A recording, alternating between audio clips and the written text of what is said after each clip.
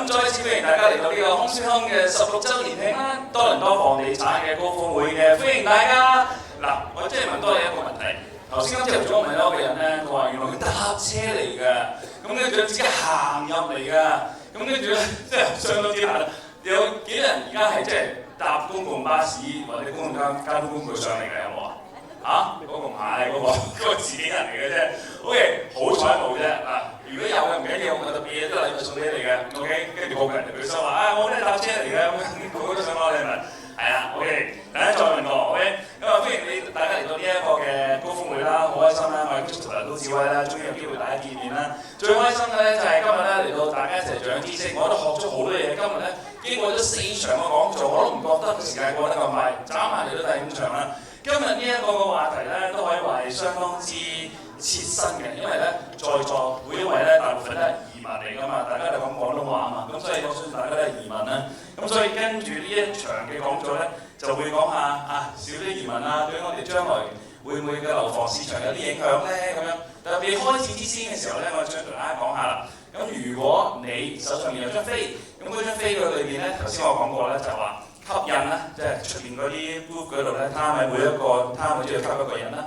吸齊晒6個人之後咧，跟住完場之後，如果你之前嚟過你知啦，但係如果你而家係第一場嚟到嘅時候咧，就喺你張飛登記咗嗰場裏邊溝翻一個人，呢度出去嘅時候有專人咧幫你吸㗎啦，就係完場嘅時候咧，跟住成張飛溝晒人咧，跟住你就可以擺張嘅抽獎券咧入去你嗰個抽獎箱嗰度，喺前面嘅啫，記住 keep 翻張飛尾喎，如果唔係咧，你就參加唔到呢個終極大抽獎㗎啦 ，OK？咁亦都希望你6點鐘，如果你可以留得到6點鐘，亦都將埋我哋嘅終極大抽獎啦。咁睇下可唔可以有機會攞到啲禮物。咁我唔想講有啲咩禮物，因為我唔想呢個嘅聚會咧變咗係大家係嚟攞禮物嘅，因為我覺得係嚟攞知識多過嚟攞禮物，就好似平時我做新聞演嗰個初心一模一樣嘅。OK， 講完啦，正式開始啦。Are you ready? I'm ready. OK。呢日嚟呢個嘉賓咧，頭先出現過㗎啦，佢嗰個話題咧好有味道，就講下特朗普咧上任之後1個月之後咧點影響到我哋嗰個樓房市場喎。而家呢一個問題一樣自身，就係點樣影響到即係我哋嘅移民越嚟越少啦，或者減少嘅時候，會唔會影響到我哋嘅樓房市場咧？佢係邊位咧？佢如果你平時上 YouTube 咧，中意睇啲財經嘅嘢咧，啱晒啦。佢有個叫做 Beyond KOL 嘅 channel， 佢就係嗰個嘅channel 嘅主持人啦，咁啊非常之好嘅。聽下呢首音樂咧，我專登插俾首音樂一嚟形容你嘅，因為就係你嘅開場音樂嚟㗎嘛。Ladies and gentlemen，有請我哋嘅前央行分析師，由袁國雄博士 Dr. Sharon Jun 嘅呢個時間交俾佢。唔該晒 Chris， 大家好啊！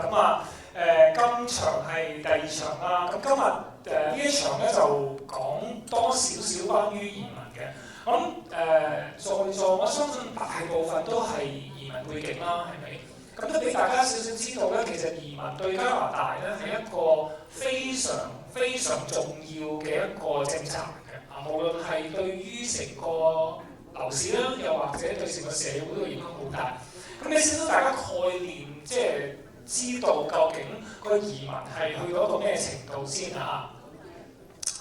嗱，呢一幅咧就係講緊其實每一年啊，加拿大嗰個人口嘅增長咧係幾多嘅？咁所以睇到咧由2001年開始到2015年咧，其實基本上面咧每一年啊，加拿大嘅人口增長咧都係大約係30零萬咁，好 steady 嘅，即係你發覺年年都差唔多嘅，冇乜喐嘅咁。咁呢個咧就係大部分都係移民嚟嘅。嗱，到16、17、18開始咧，又睇到開始就上升啦，即係由30零萬咧就去到差唔多疫情之前咧就接近啦，未到60萬。咁跟住咧就因為疫情啱啱跌翻落嚟啦，咁到疫情之後又 pick up 翻。咁大家都知道咧，過去幾年咧就係超爆標嘅，大家睇到報紙啊，日日都話哇，每一年嚟百幾萬人喎。嗱，呢個咧絕對係一個唔正常嘅現象嚟㗎，即係唔好以為哇，不嬲都係咁多㗎啦，好多都係移民嚟㗎啦，呢個完全唔係咁，完全唔係呢樣嘢嚟㗎。OK， 係講緊過去嗰幾年。咁你話點解即係突然間移民會多到咁犀利咧？咁大部分人咧聽到嗰個嘅信息咧就因為咧全都想多啲移民嚟，所以咧就移民變咗100幾萬啊咁啊！呢個咧係啱咗一半，但係其實咧就錯咗另外一半嘅。咁我俾少少大家嘅數字去睇睇嗱。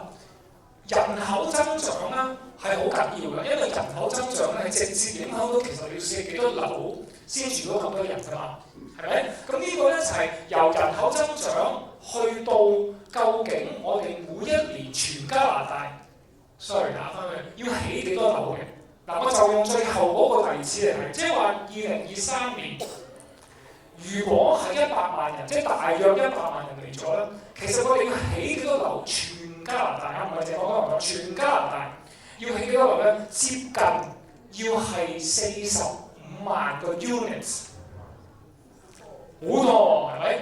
咁你即刻問啦，其實起到幾多樓嘅咧？嗱，即係呢度就有 Tridel 啦，有 Concord 喺度啦，咁佢梗係知道起幾多樓啦，係咪？但係全加拿大其實一年，我俾大家估一估，其實通常係起到幾多樓嘅？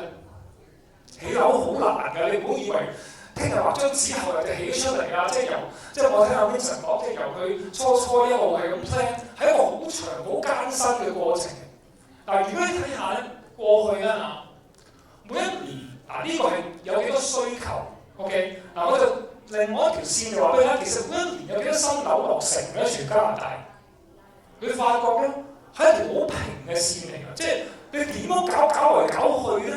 你都發覺呢條線唔上嘅，係20零萬嘅啫嚇，所以咧，全都咧就話俾大家聽，我唔知點樣咧可以咧突然間舉幾萬間樓出嚟咧，嗰個就一定係呃你嘅。點解咧？我就係想問 ，OK， 我就算攞晒全部啲政府部門配合啊，總唔知你大張紙出嚟，我就聽日俾你起到嘅。我想問，你邊個肯多人起？唔通你揸個鏟出去鏟啊？係咪？唔會啊嘛！你出去攞個鏟去鏟咧，都唔得。點解咧？因為你唔合格啊嘛，明白嗎？即係唔係咁容易去起嘅，所以正話嗰場咧，阿 Vincent 啊同 Isaac 講得好，即係其實咧由起樓到去起得成，其實係一個好長嘅過程，所以永遠咧要有個 gap 嘅，即係而家就可能話太多，跟住太少又太多，永遠都係咁嘅。OK， 即係呢個大家需要留意。所以起唔到咁多時候咧，你睇下淨係2023年，即係話需要40幾萬樓、40幾萬嘅樓，但係其實得20幾萬落成，咁所以其實個 gap 係好大。所以點解嗰陣時咧就喊到救命就話咁要起啊？啊呢個係事實，但係事實亦都話俾大家聽起唔到。咁於是乎點咧？就急煞車咯喎，係咪？起唔到嘛？咁啊，全都又整個唔知咩 plan 出嚟，又唔知點，又唔知點咁，但係其實係搞唔到嘅。OK， 好啦，咁點算咧？咁呢個咧就要講翻，究竟點解會有咁多人嚟咧？好多人就以為話因為移民批得多，但係呢個咧係唔係好啱嘅？呢個咧就係其實每一年究竟加拿大移民啊，即係正式係入嚟做 permanent residence 嗰個 target 係幾多？呢個咧係之前嘅，即未 revise 之前嗰個 target 係咁，即係每一年咧發覺咧好穩定嘅，所以條線咧係好穩定地升嘅。但係突然間到2021年咧，佢就突然間話移民多咧對加拿大係好嘅，所以佢突然間咧就由原本即係嗰個 trajectory 咧就即刻轉咧，直成條線咧就好似火箭咁升。睇下，即係到原本佢諗住2024年咧就有48.500嘅移民係會嚟嘅。咁呢個咧就係佢突然間喺個移民政府政策裏邊咧，你睇到佢條線咧係轉變得幾犀利。即係原本咧就好平安嘅，年年都係慢慢上，好慢。但係佢突然間改變咗。嗱呢個咧係一個好大喺政府嘅政策裏邊嘅改變。OK， 急剎車。嗱，急剎車咧就係佢而家急剎車咗之後嗰個嘅 target， 即係話而家根據佢啦，佢可能佢即係我唔知幾時有大選啦，選完之後佢會唔會再改我唔知啦。總言之就根據而家嘅公佈數字咧，25年就係差唔多40萬，26年咧就係38萬，27年咧就係30萬。所以咧，其實佢而家嗰個公佈翻個數字咧，就差唔多翻去以前嗰個嘅水平，即係有少少就係嗰個太高搞唔掂啦，用翻以前嗰個位咧就差唔多。make sense？OK， 嗱呢個咧只係一部分嘅，另外一部分我一年呢度嚟50萬啫嘛，點嚟百幾萬咧？嗱呢個咧亦都係另外一個政策，我覺得咧係真係出現咗個問題。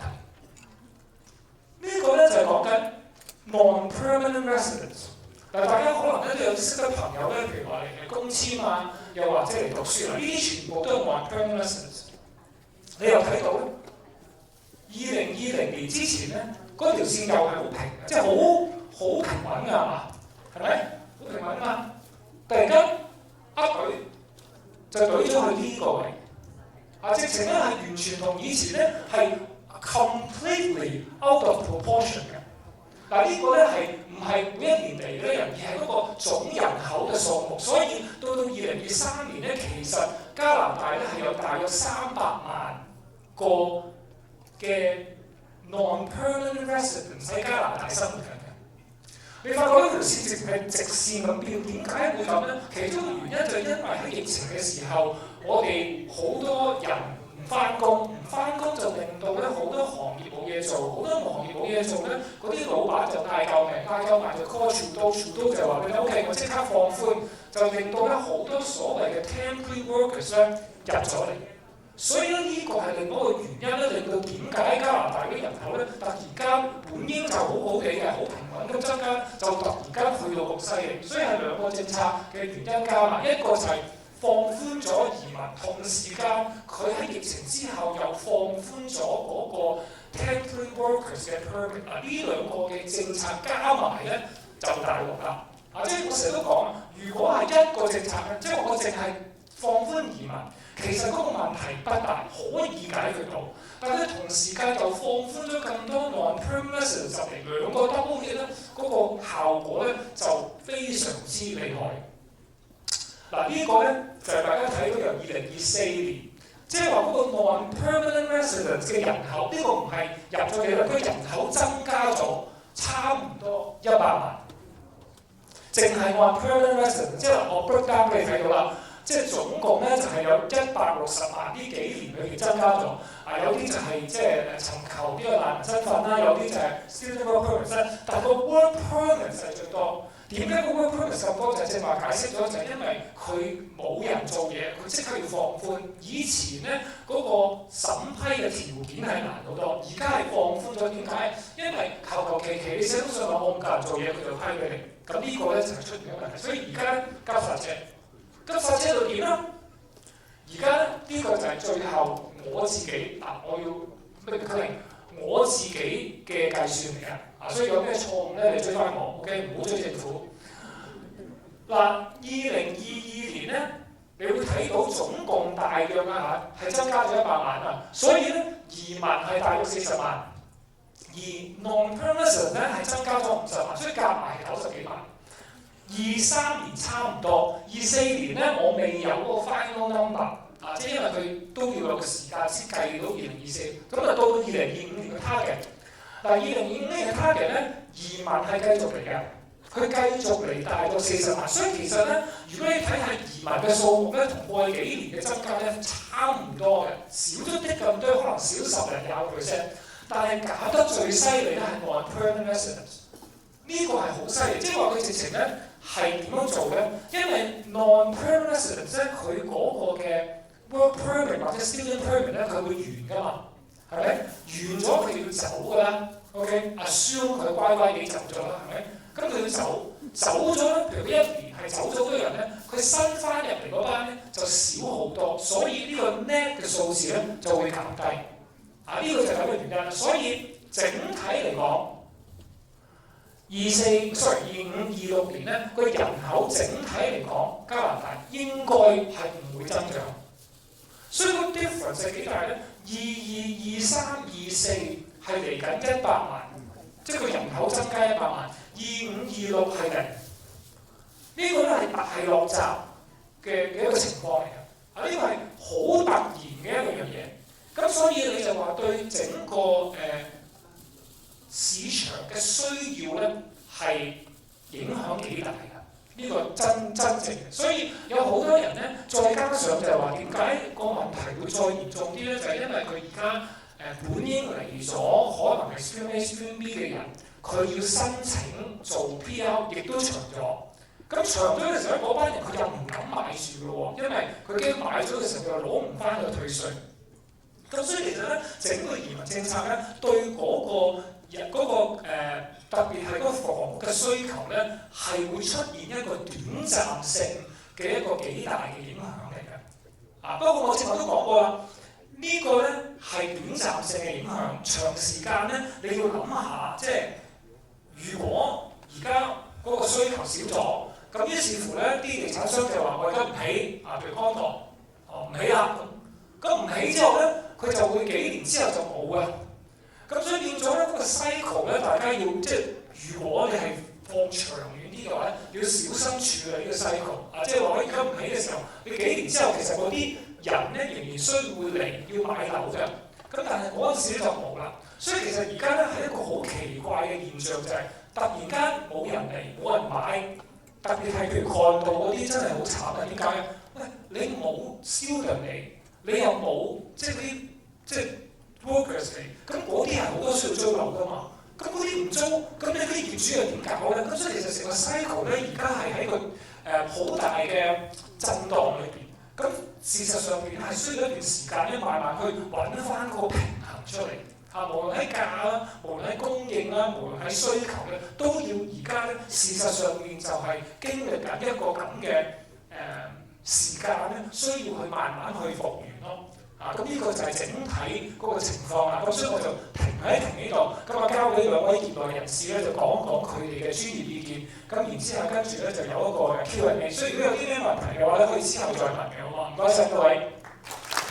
多謝袁博士 ，thank you so much。係啦，袁博士我提咗啦，你每個人咧手上面咧有張紙嘅，有支筆嘅。咁如果你有啲咩問題咧，想問我哋嘅嘉賓嘅話咧，不妨咧就寫好晒，咁跟住咧等陣我哋都會收集晒大家嗰啲嘅問題咧，就會抽獎或者同埋咧就抽邊條嘅問題咧去問我哋嘅嘉賓啊。OK， 以下落嚟咧呢一個嘉賓咧頭先出過獎㗎啦，不過咧我哋要再一次邀請佢上嚟，點解咧？頭先介紹佢嘅時候咧就係嚟自一個大型嘅發展商啦，咁呢個大型發展商亦都係全加拿大最大型嘅社區嘅發展商，咁亦都好開心，即係今日咧有佢嘅代表上到嚟啦。咁但係喺佢上嚟之前咧都要介紹下嘅，因為喺觀眾席嗰度咧亦都有嚟自 Concord 集團嘅副總裁啦，亦都有佢嘅財務總監 VP of Finance and Administration、CFO of Concord、Mr. Dennis 歐陽嘅，歡迎你專登嚟到呢一度 ，OK。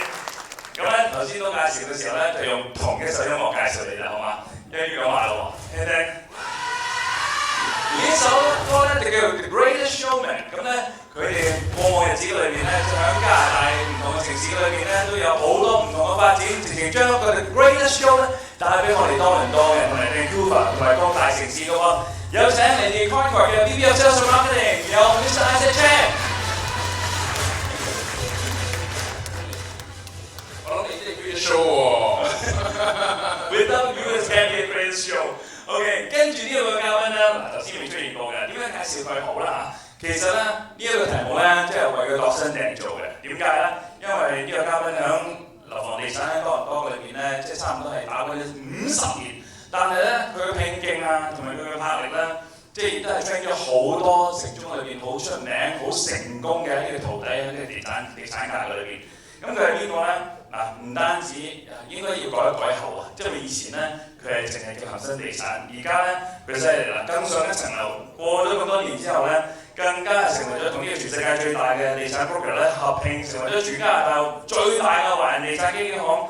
佢嘅經驗咧，比以下落嚟呢一套嘅電影咧係更加嚟得經典嘅。呢一套嘅電影聽嘅音樂咧係77年嘅，但係佢入行咧係77年之前咧已經喺多倫多裏邊打滾。俾啲掌聲佢音樂。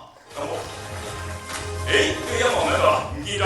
OK， 其實唔緊要，俾啲掌聲俾嚟自恒生地產 KW Living 始創人黃柱先生 Mr. Stephen Wong。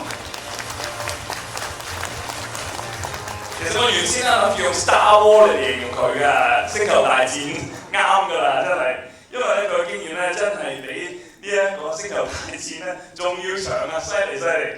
OK， 咁咧請上嚟咧就講下呢一個嘅50年，但係好多人咧睇到呢一個嘅話題咧就以為係講歷史，其實唔係嘅，即係我哋唔係講歷史咁簡單嘅，因為講到呢一個嘅樓房市場裏邊咧，即係一路嘅演變咧，其實黃生又好，或者咁大嘅發展商都好啦，即係睇得到嗰個演變咧，係令到整個嘅多倫多咧，同你以前幾十年嚟咧喺度住嘅時候已經好唔同㗎啦。嗱，不如問下黃生先啦，即係30年前買間攞幾錢買喺度？嗰陣時喺邊安度嘅？30年前喺邊安度嘅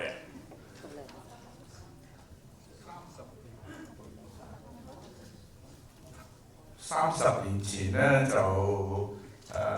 改變都好大，但係比50年前咧，今日改變係絕對冇得。50年前嘅多倫多係點㗎？我都唔好知喎，我都嚟咗大概有個40年啦，40年到啦。我第一間屋買俾自己住嘅咧就係45000蚊一間 townhouse。幾耐以前啊？50年前。50年前 ，OK， 嗰間單樓而家去單樓時間去到邊啊？仲喺度啊！係咯，哇！真係犀利啊！真係 OK。講翻掌故啦，即係你話少少提及好似歷史性咁啦。其實多倫多有2個市場嘅地產，一個就叫做一手市場，即係新屋市場；一個就二手樓市場，即係二手樓嘅買賣。其實2個都息息相關嘅。1960年以前咧，根本冇乜 condominium， 即係所謂共管式嘅 condo。嗰啲係 apartment 啦，係咪？以前 apartment 係啦。至到1976年之後咧，加拿大聯邦政府先正式立法咧，成立咗呢個共管呢個理念啊。由 Condominium Act 啦，就係淨係 for Ontario 嘅啫，1976年。就其他省份咧，1974年先到 Vancouver 有，所以咧呢一個 condominium 呢個 concept 咧，其實係近呢40-50年先開始嘅。OK， 即係有時我哋最熟悉就響多倫多City Place 啦、downtown 裏邊啦，即係 Concord 好大嘅一個社區發展啦。係啊。就知唔知以前 Concord 以前最初時幾多錢啊？我想話初你揀呢個話題嘅時候叫我話50年話，我都唔知點解答。我真係出世，我出世。不過你同我講話將會有個咁好嘅 co-speaker 喺度都話咧，哇！我都即刻衝，好開心嘅啦，可以喺度嚇，可以同呢個地產精英同埋前輩一齊喺度。佢哋少林寺嘅阿頭嚟㗎啦，咁如果除咗我，雖然我喺地產界都話嘅20幾年啦，咁嗰個公司嚟講都話嘅再長多少少啦。咁我哋公司Concord Index 或者如果喺西岸嚟做 Concord Pacific 啦，咁就其實喺呢個80幾年咧已經開始去建立個 Expo 係啦，呢個世界博覽會啊，係嘛？呢個 Expo 86，咁溫哥華開始先，對而家我哋公司嘅總部都喺溫哥華度嘅。咁所以有啲聽眾嘅呢個認知都話嘅，我哋全國都會係起樓啦，由溫哥華至到多倫多，至到 Calgary， 至到而家嚟講都係跨過去唔同嘅地方，至試下同美國啊，至到英國倫敦都有啦。咁不過即係見得到好高興，其實喺呢個咁嘅場合都話見到好多唔同嘅華人喺度。華人嚟講都話嘅，其實對地產真係呢個好有嗰個關聯嗰個默契係嘛？好多時都會講話，喂點都要買個磚頭先啦，係嘛？咁所以都話嘅，即係呢個咩年齡都好多都話嘅，其實對個地產方面都話嘅，其實係呢方面大家都關注嘅。咁即係我哋而家我公司嚟講都話嘅，就喺多倫多都話嘅，當然係 City Place 啦，喺 downtown 都係一個好大嘅地皮。咁同時間 North York 都話嘅，喺個我哋叫做Concord Park Place 喺 North York 喺 Bayview 同 Leslie 之間一個好大型嘅社區。咁我哋中國人都話嘅，買樓都話嘅，好多時都話嘅，都講話揾地點係嘛？咁所以都話我哋公司都係購買地皮嗰陣時嚟講都係一定要揀優良嘅地點。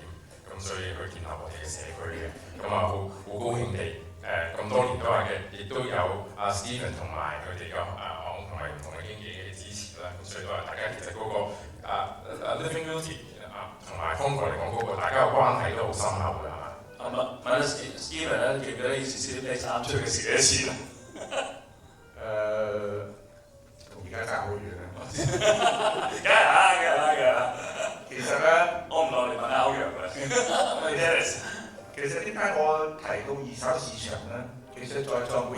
啲投資地產嘅人士或者自己買屋自己住嘅人士咧，如果你想象下冇二手市場，你會唔會買屋咧？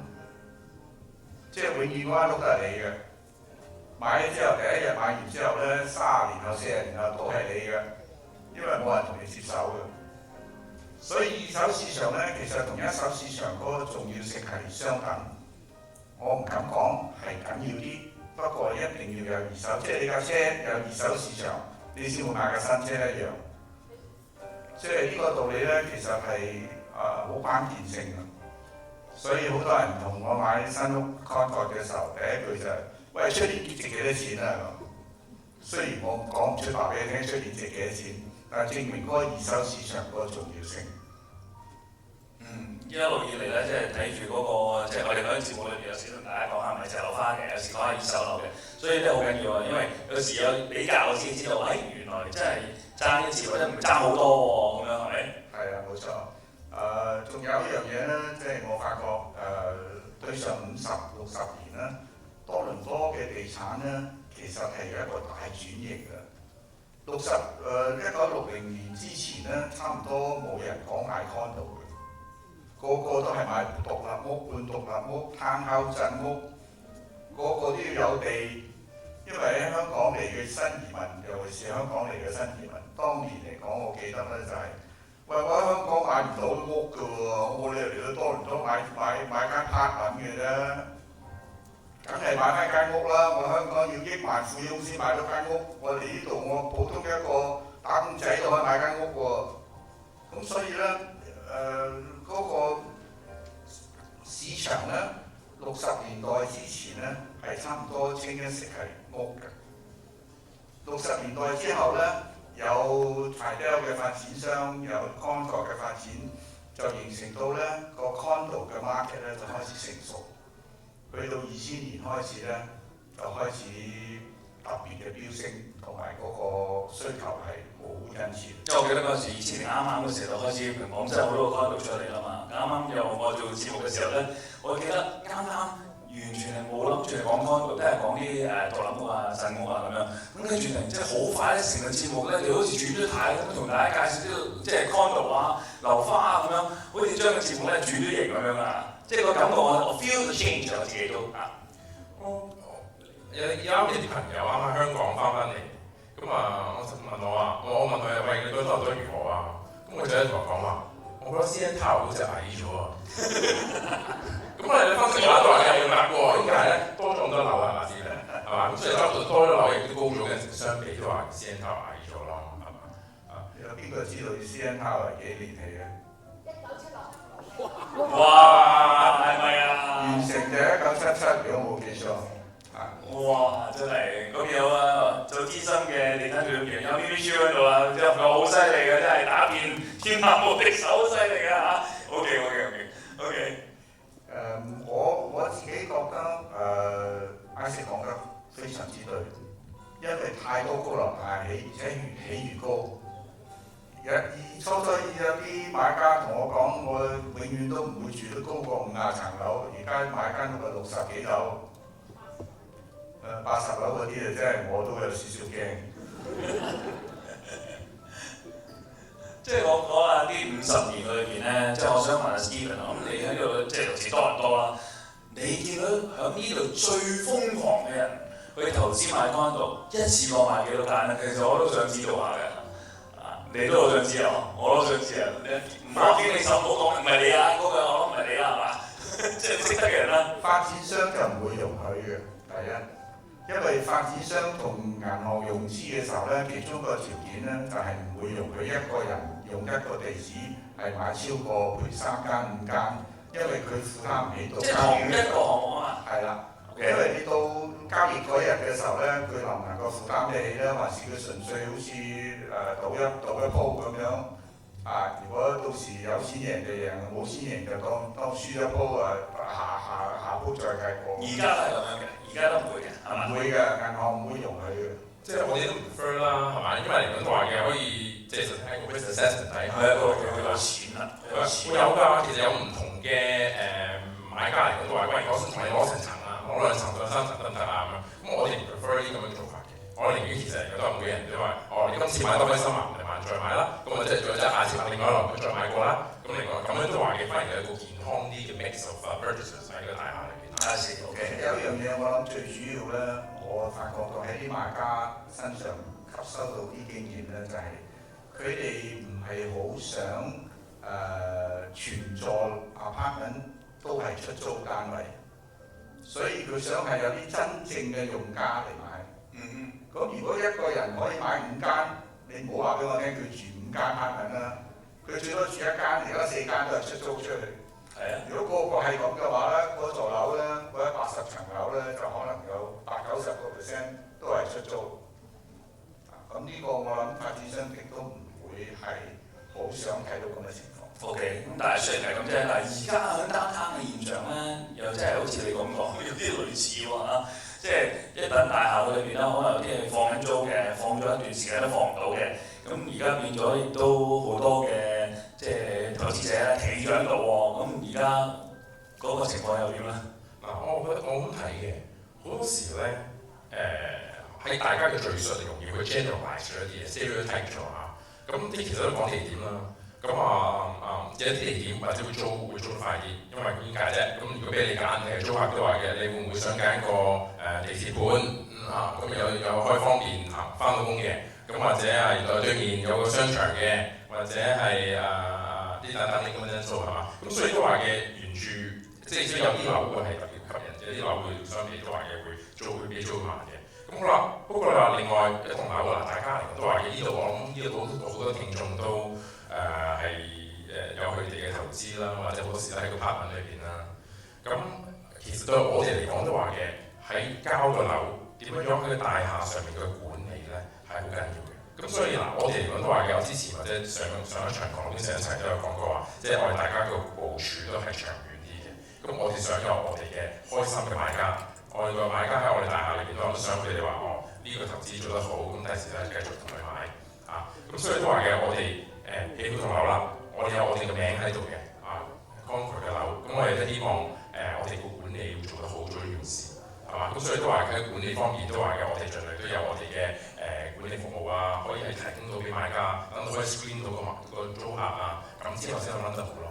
我完全認同Isaac所講嘅，因為喺個二手市場裏邊咧，我哋有好多叫做名建築商嘅效應。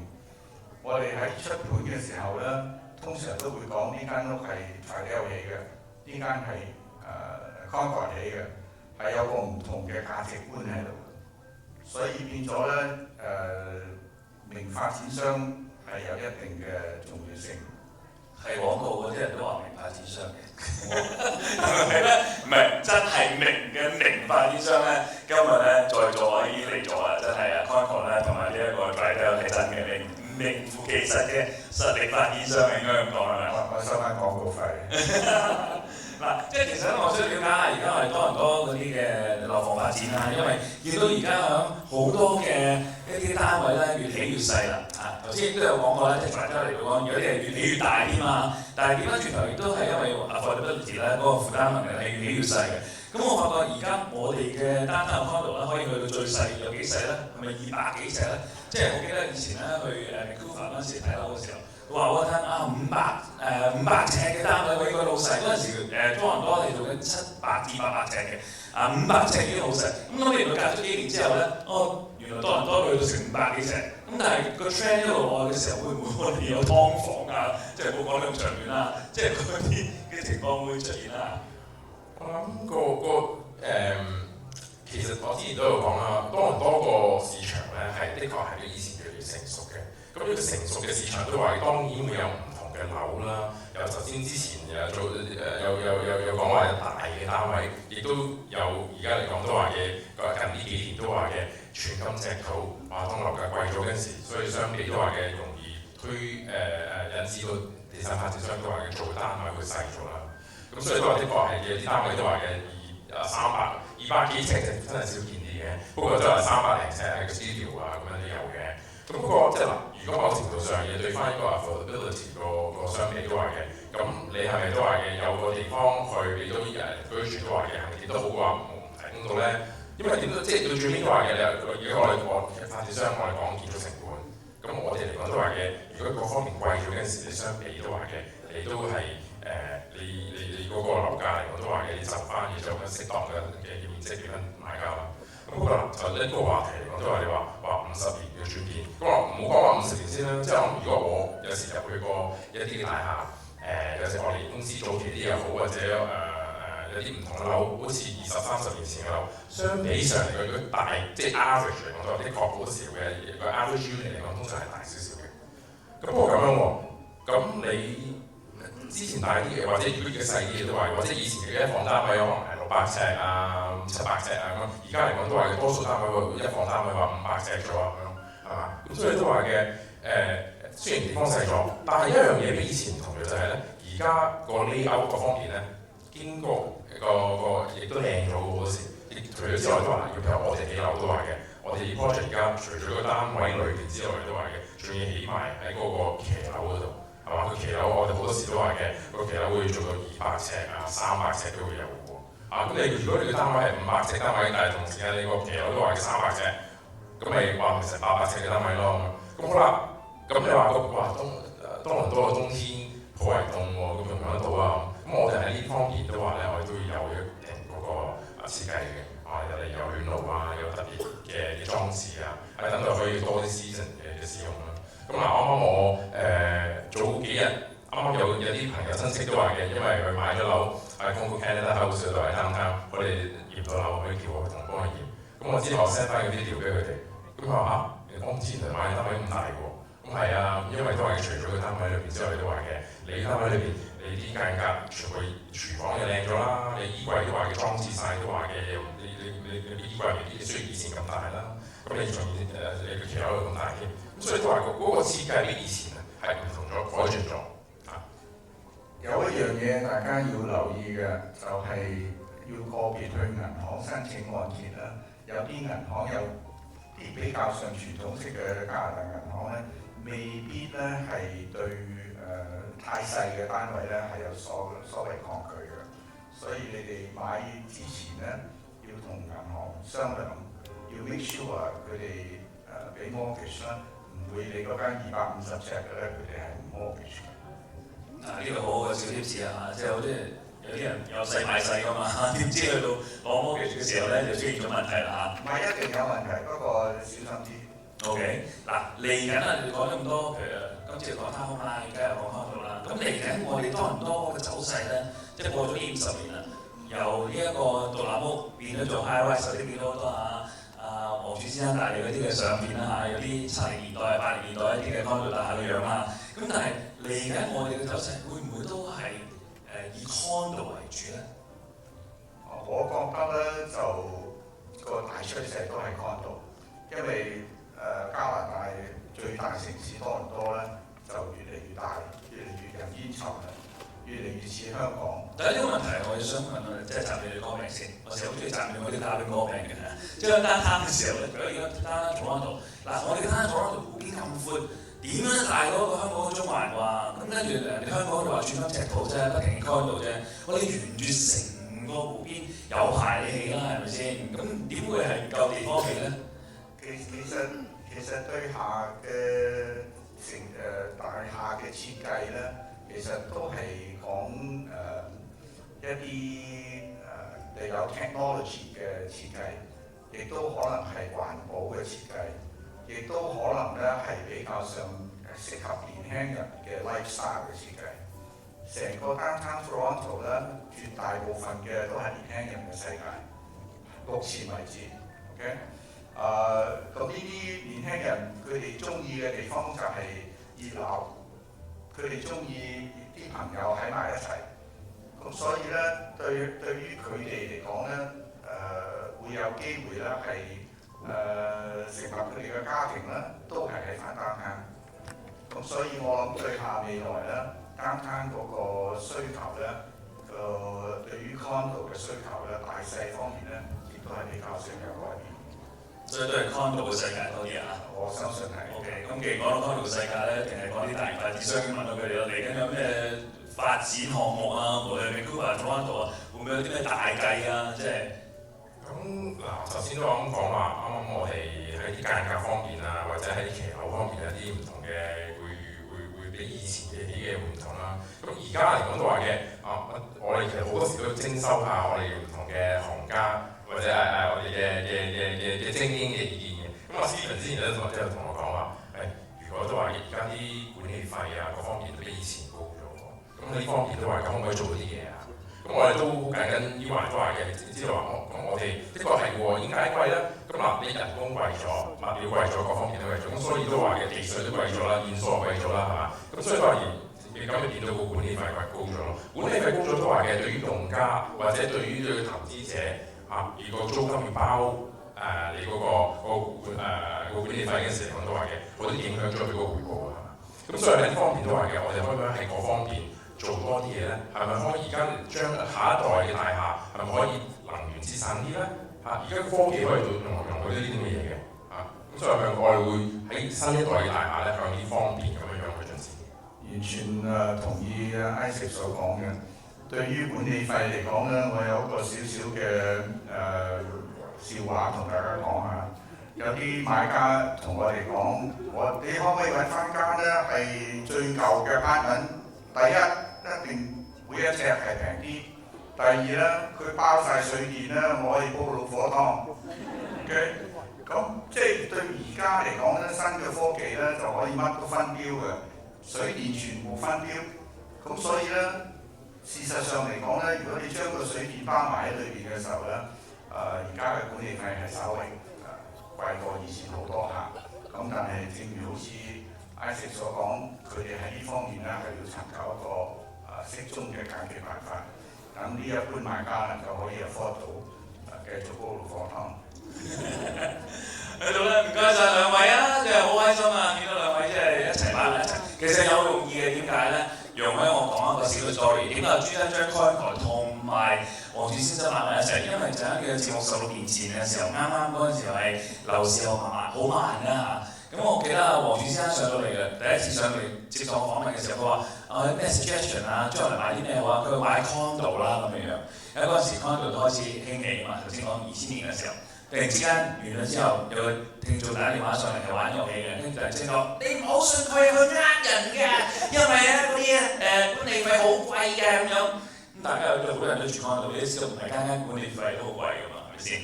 咁所以咧，如果你當日信咗阿黃柱先生咧買 condo 嘅話咧，你今日咧就真係可能你坐喺度同我傾偈㗎啦已經係。另外，當陣時我記得另一個小嘅 story 就係又係啱節目開始嘅時候。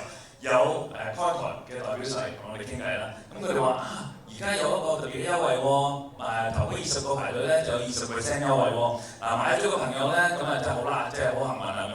咁跟住咧，當陣時好低迷嘅一個即係市道啦，咁我哋就視乎電台啲人話有冇人買啊，冇人買喎，但我識咗有人買咗喎，我又真係識咗呢個人之後咧，今時今日過咗16年之後咧，上年同佢見到面，跟住佢話咧，我退休啦，我就係嗰陣時。20年前跟住 Concord 買咗其中幾個 condo， 跟住而家就逐個邊咧，跟住而家就已經退咗休啦。所以咧呢啲小嘅 story 咧，唔係幫發展商去講買咩廣告，但係我16年嚟咧睇到呢啲嘅 picture 咧，真係憑佢哋嘅經驗and佢哋嘅一啲嘅 advice， 以至到我可以 learn a lot， 識到好多嘢。咁就喺呢個節目裏邊咧同大家分享。所以點解特登要將呢兩個嘅嘉賓咧擺埋一齊就係咁解啦。喺度咧多謝兩位嘅 ，thank you so much。OK。好對住，咁咧以後嚟咧係咁意咧都要揾翻阿袁博士上嚟咧答2條問題嘅 ，OK？ 有請袁博士，再次俾掌聲俾袁博士先 ，OK？ 嗱，聽眾們咧好醒目啦，已經有啲問題問咗啦，咁我就想 quickly 即係問2條問題啫，因為時間關係，門口已經好多人排緊隊入嚟最後一場啦。OK， 呢一個人咧就想問下啦，而家頭先講到啦，即係移民越嚟越減少啦嚇，我係咪應該 should I rent or sell？My rental property， 即係我而家係咪應該去租啊，定係甚至乎將我個 rental property 咧賣咗佢咧 ？It's about time to sell it。咁呢個可能問袁博士又得，問或者阿黃前輩講。我欠缺一個 crystal ball， 但係我諗地產嘅投資應該係長線。如果短炒咧，我就認為你買賣都冇乜關係，因為人哋都輸咗。但係如果你係長線嘅咧，我覺得應該穩陣。所以你問我認為先租後買。先租後買 ，OK， 呢個作為一個參考都非常之好啊！嗱，呢個問題咧，可能真係在座未必邊個答到，不過憑經驗啊。有人就問下點解 condo 嘅爛尾樓發展商可以唔使負責任嘅咧？呢啲冇發生喺我哋嘅在座嘅發展商嗰度咧。咁需要買家從咩法律途徑追討呢啲嘅訂金咧？好唔公平喎咁樣啊！即係下邊都好憤怒嘅聽眾喺度，邊個頭着火就係嗰個啦 ，OK？ 啊，邊個可以答到喎？嗱，你冇咁嘅經驗，你答唔到我㗎啦，都係嘛？你答唔答到？其實政府已經係好大監管嘅，對於發展商嘅會唔會有機會爛尾咧？當然冇人可以保證，但係加拿大其實已經係好大保障。嘅法例方面咧，係對於 consumer 咧係有好大 protection， 所以我相信呢啲個別嘅情況會發生，但係應該唔會好常見。OK， 最後一條問題啦，即係抽出嚟咧就話嚟緊呢2年裏邊咧，租金走勢如何喎？大家都好想了解下啊！無論係嚟自發展商嘅角度啦，又或者係經濟角度，又或者個個都將個波拋俾50年經驗黃柱先生啊！租金最近係跌咗嘅 ，OK， 原因有幾個，最大嘅都袁博士所講嘅，呢個移民啦，drastic 減少啦，學生啦，各方面咧就都係令到個租金有下行壓力嘅。但係我覺得咧，一個好特別嘅現象出現咧，就係雖然買賣嘅市道係比較疲弱，但係咧個賣價咧係冇乜好大嘅跌幅嘅，壓力好強嘅，個抗衡呢個跌價嘅壓力好大。咁我相信咧個租金亦都唔會好 drastic 咁樣去跌價，但係有少少下行壓力咧係正常，所以接受呢一個下行壓力，平啲租住佢。OK， 始終咧太陽會再出嘅。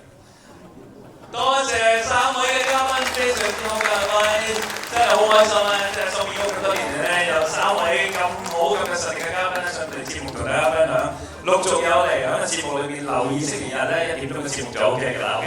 一落嚟咧有一張嘅感謝狀咧要俾我哋3位嘅嘉賓喎 ，OK。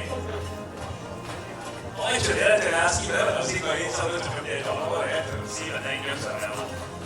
Thank you, thank you.